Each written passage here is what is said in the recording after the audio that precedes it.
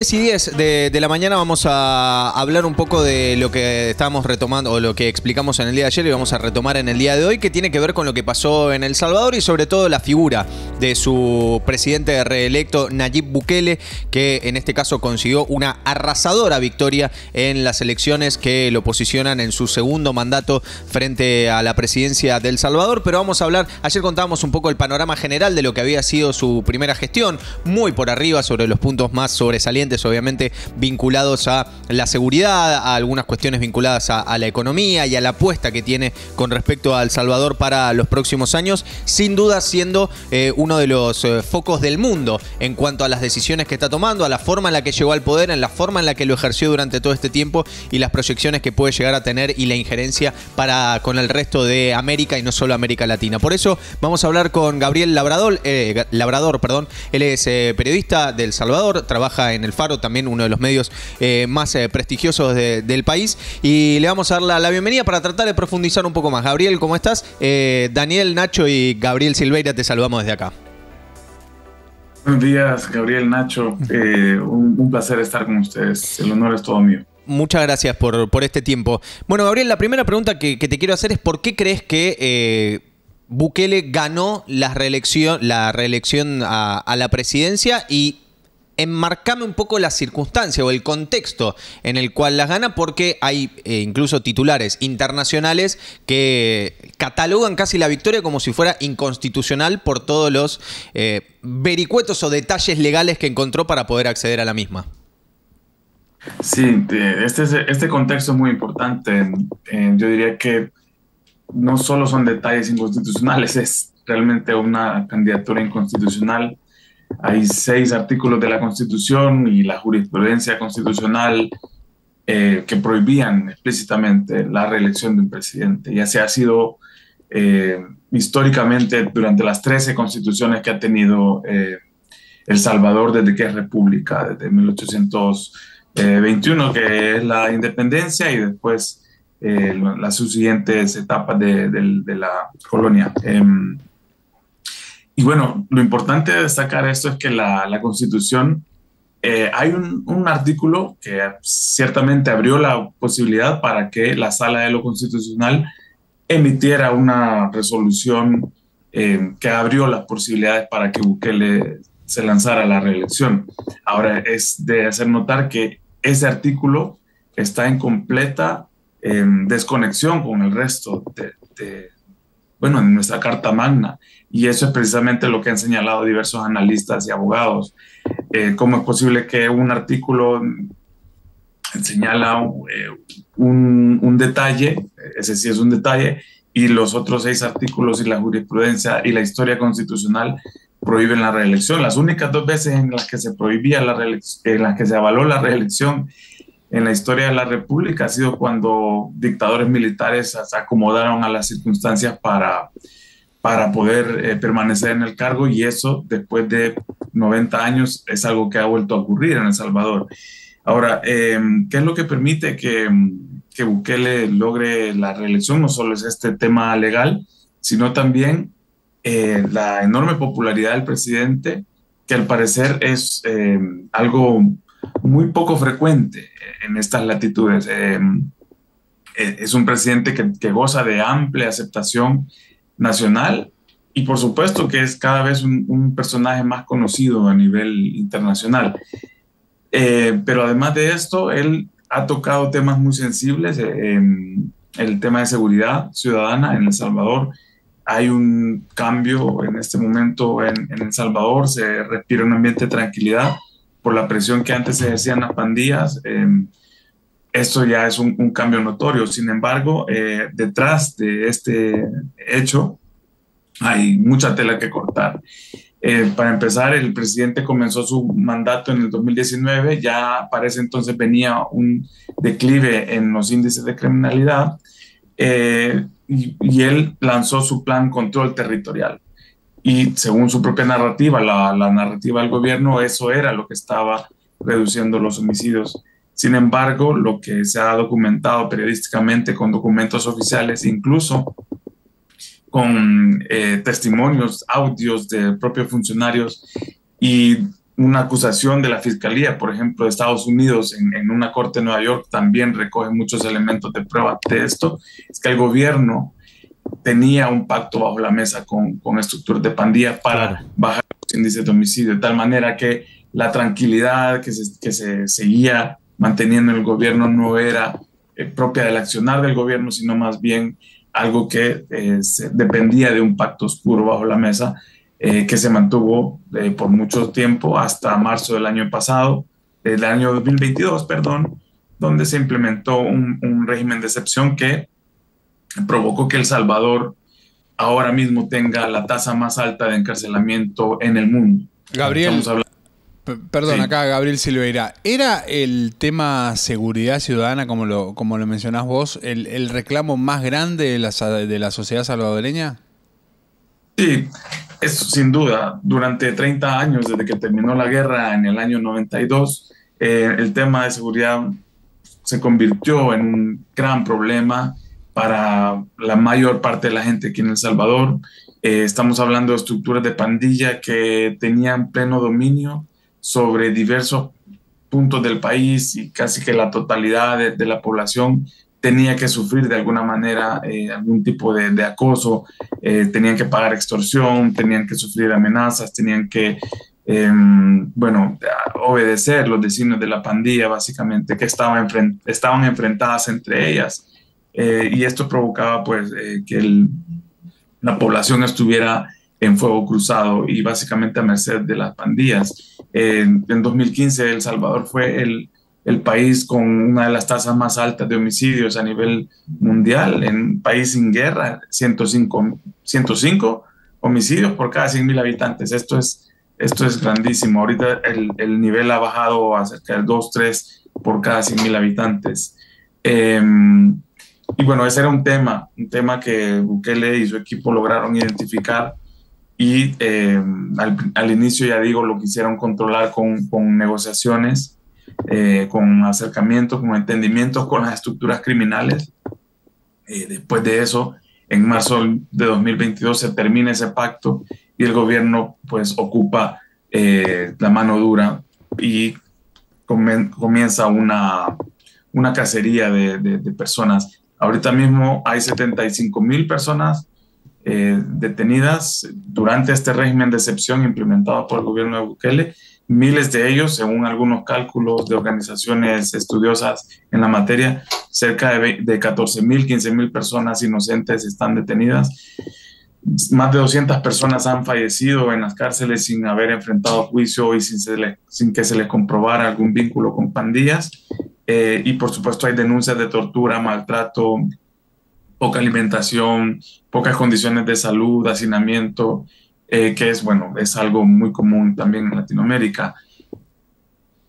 Gabriel, te saco un poquitito del tema de seguridad que veníamos charlando recién y te llevo más al tema económico, porque algo que, no digo que me llamó la atención, pero sí fue bastante particular, que es, no sé si fue de ayer o de anteayer, uno de los speech que estaba teniendo, creo, cuando hablaba al público, Bukele hablaba sobre el diario El País, ¿no? Sobre los españoles y la forma de vivir de los salvadoreños y demás. Y mira, justo había chequeado Twitter hace 4 horas nada más, hay una nota del País de España justamente que hablaba de la parte económica, que decía que desde la llegada de Bukele al poder la pobreza se había aumentado de un 4,5 a un 8,5 y estaban hablando de un 16% de inflación. ¿Esto es así, más allá de esta cuestión entre lo que es Europa, esta parte de América, ¿no? Sobre ciertas perspectivas a veces que uno quiere ser como más proteccionista ante lo que viene de Europa, o la mirada europea sobre lo que está pasando quizás con desconocimiento en Centroamérica?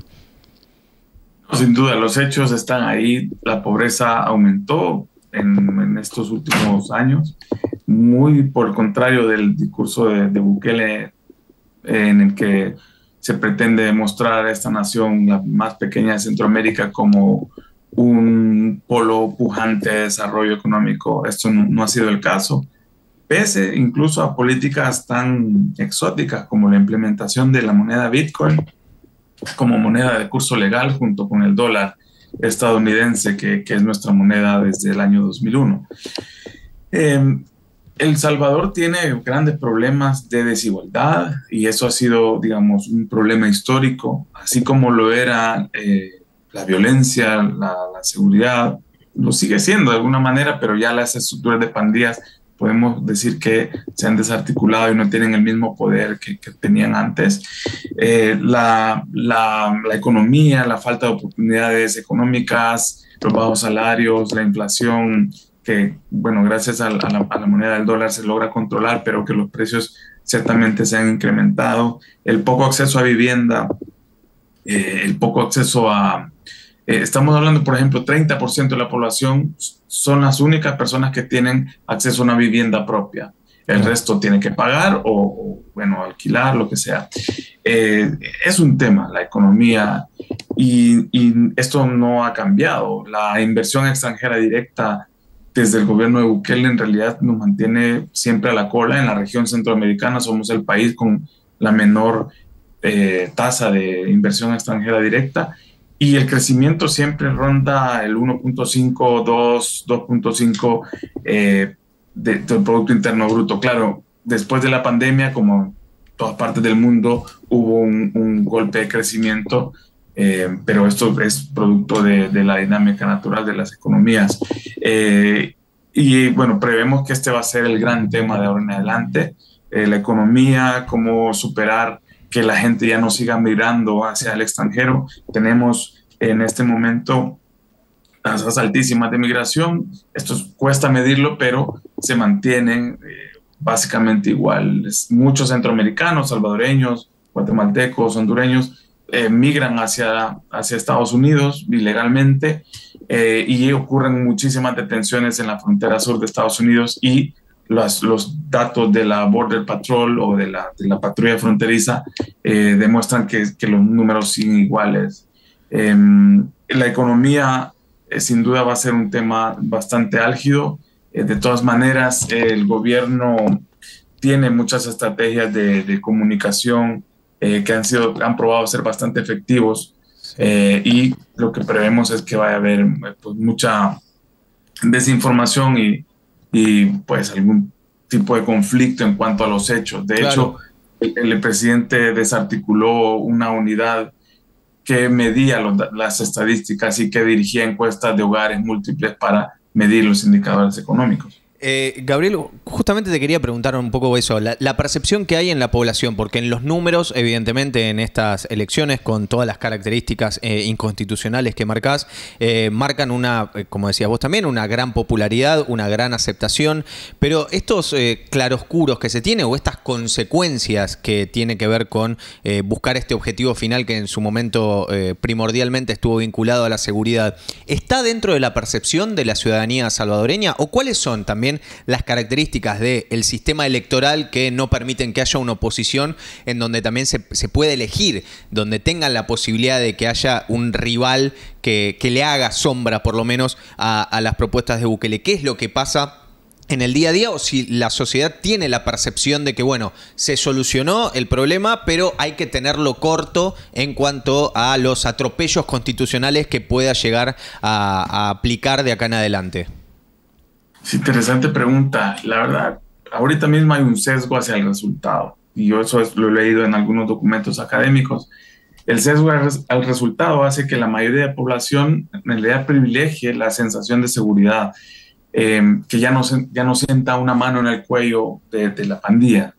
Y eso hace que privilegien cualquier tipo de solución en ese sentido. Y los métodos en realidad no importan tanto. A la gente eso le da igual. En las encuestas se ha medido qué tanto están dispuestos a sacrificar libertades civiles, asuntos democráticos, balance de poderes, y la gente pues responde positivamente. La gente dice, estamos dispuestos a entregar lo que ustedes llaman democracia o lo que se llama democracia, y con lo que queremos es seguridad.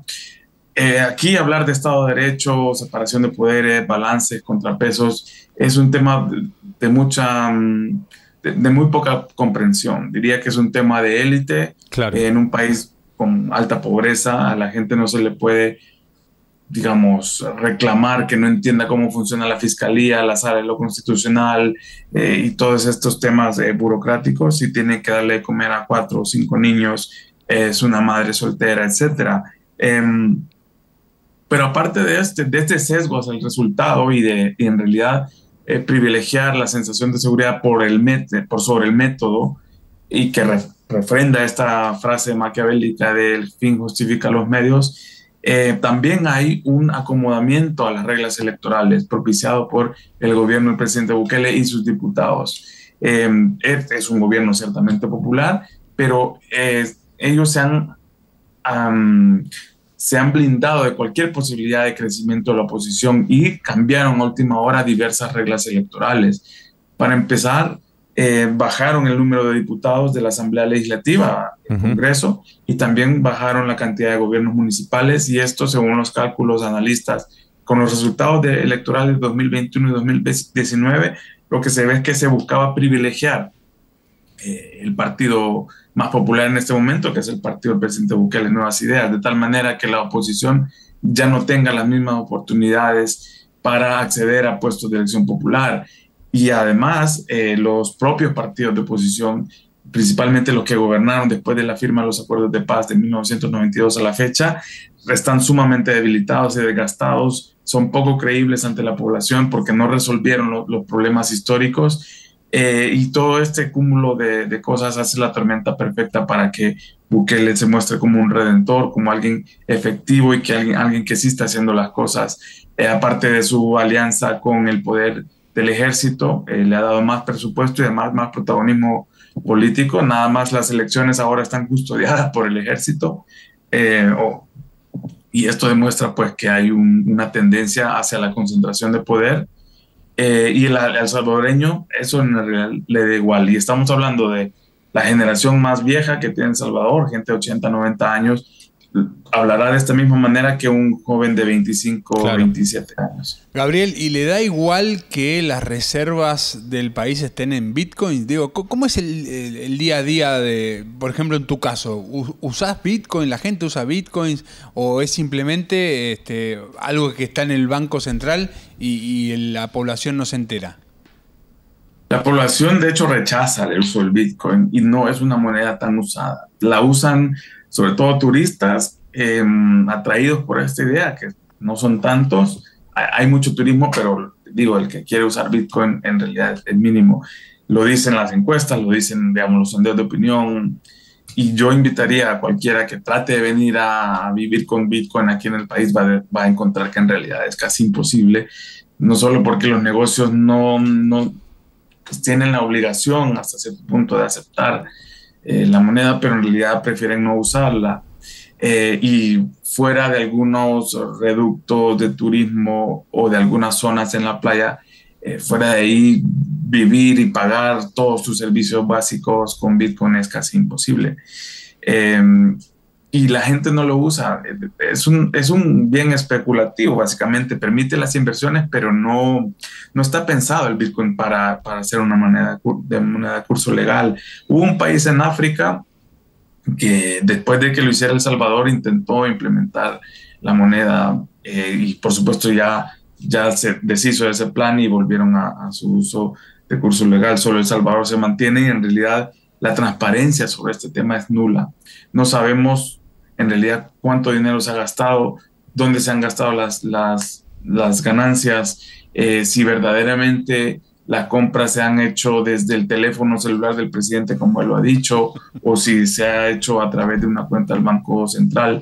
Hay mucha opacidad sobre esto y lo que hemos visto es que al ser el Bitcoin una moneda donde se rechaza la injerencia del gobierno, de los estados, pues aquí básicamente El Salvador se ha convertido en un lugar donde abiertamente cualquiera puede venir y bueno, lavar dinero, básicamente. Claro. Eso se puede hacer y todo este tema de conoce a tu cliente que usan los bancos, en realidad en la moneda Bitcoin no se está implementando y no es tan popular ese tema. Aún quedan muchas dudas de por qué lo hizo el presidente Bukele. Me parece que hay una visión de que el tema económico puede en realidad apretarle en algún momento y necesita algunas válvulas de escape, lo que no queda del todo claro en este momento y mucho menos por lo que ha dicho el gobierno, es cómo sería esta operación para sobrevivir económicamente en caso de default, que hay gran amenaza porque la deuda es sumamente alta, la deuda soberana y la deuda internacional también. Gabriel, te hago la última de mi parte, que tiene que ver con justamente vuestra región, que es Centroamérica, y quería preguntarte si, digo, esta forma, ¿no?, de Bukele de llevar adelante sus políticas, desde la seguridad hasta la economía, tiene un efecto de expansión o de contagio en los países más cercanos, digo, Honduras, Guatemala, Nicaragua, porque me ponía a pensar ayer, antes de la nota, sabiendo que teníamos esta nota hoy con vos, si un Bukele dentro de lo que es América del Sur hubiera de alguna forma también contagiado ciertos movimientos políticos en América del Sur, que la verdad históricamente se han movido, ¿viste? De una forma bastante cíclica similar. Hemos tenido gobiernos, el neoliberalismo durante la década del 90, después más tirados a la centroizquierda. Digo, hay como una especie de contagio regional también. ¿Esto pasa en El Salvador, en los países periféricos o cercanos? Sí, digamos, está la sensación de que se han probado distintas recetas. Nosotros, por la cercanía con Estados Unidos, dependemos un tanto de la visión hegemónica que tiene un gobierno de este calibre. Estados Unidos, un tanto imperialista, diría yo, en términos, categorías muy simples.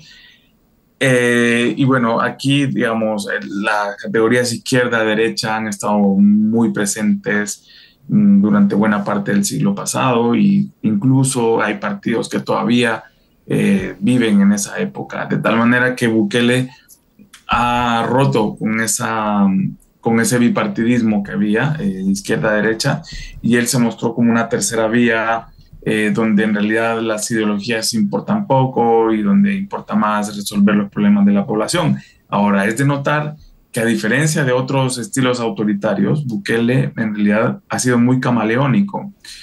No ha mostrado abiertamente su ideología, o más bien la ha cambiado con el transcurso del tiempo. Yo diría que es una persona ultra pragmática, así como puede establecer gobiernos con Washington, establecer alianzas con Washington, establece alianzas en el mismo momento con China. Pero lo que quiero hacer notar es que Bukele en algún momento se dijo que era de extrema izquierda, sí. Después él cambió, por supuesto, y ha sido un vaivén. Hoy puede decir que es una cosa, de hecho, se consideraba parte del cónclave internacional en foros internacionales como Naciones Unidas, la Organización de Estados Americanos, que por convenciones internacionales, por suscripción de los tratados internacionales, El Salvador pertenece a estos foros, pero Bukele ahora está con una tendencia aislacionista. Él ya no quiere saber nada de rendición de cuentas a la comunidad internacional, y eso lo hace como alguien muy cambiante. Y en la región, en Centroamérica, está este fenómeno de desgaste de las fuerzas tradicionales, pero muy poca gente ha sido tan hábil argumentativamente como Bukele de pasarse de un bando a otro. Claro. Básicamente los gobiernos en la región son más tradicionales y dan muy pocas sorpresas, pero Bukele ha roto con esa tendencia. Gabriel Labrador, muchísimas gracias por tu tiempo. Para todos aquellos que, más allá de esta nota, también lo quieren leer, fue uno de los autores de una nota en el New York Times, también donde da cuenta de las elecciones y de la victoria de Bukele, también muy interesante para leer y analizar. Así que, Gabriel, te agradecemos muchísimo el tiempo y de nuevo hasta pronto. Un saludo, muchas gracias. Un abrazo grande.